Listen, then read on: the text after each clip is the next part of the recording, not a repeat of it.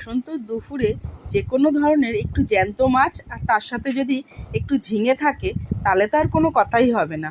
বেশ স্বাস্থ্যকর হয় খাবারটা কিন্তু।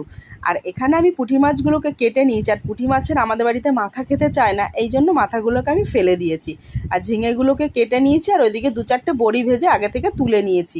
আর তাতে বেশ কিছুটা পেঁয়াজ কুচানো, টমেটো কুচানো, কাঁচা লঙ্কা চেরা আর ভাজা বড়িগুলোকেও দিয়েছি। আর আগে থেকে আমি শিলে একটু জিরে আর লঙ্কা বেটে রেখেছিলাম, মশলা খুবই সামান্য। আর তারপরে নুন হলুদ মাখানো মাছটাকে দিয়ে দিলাম, আর পরিমাণ অনুযায়ী নুন আর হলুদ দিলাম তরকারির মাপে।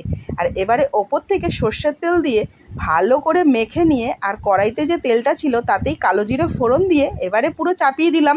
এবার চাপিয়ে দিয়ে ধীরে ধীরে করে ঢাকা চাপা দিয়ে এপিট ওপিট নেড়ে চেড়ে নিলেই কিন্তু রেডি হয়ে যাবে। আর এই রান্নাটায় আলাদা করে কিন্তু জল দেওয়ার কোনো প্রয়োজন নেই, ঝিঙেতে যেই জলটা থাকবে ওটা দিয়েই কিন্তু পুরো তরকারিটা রান্না হয়ে যাবে।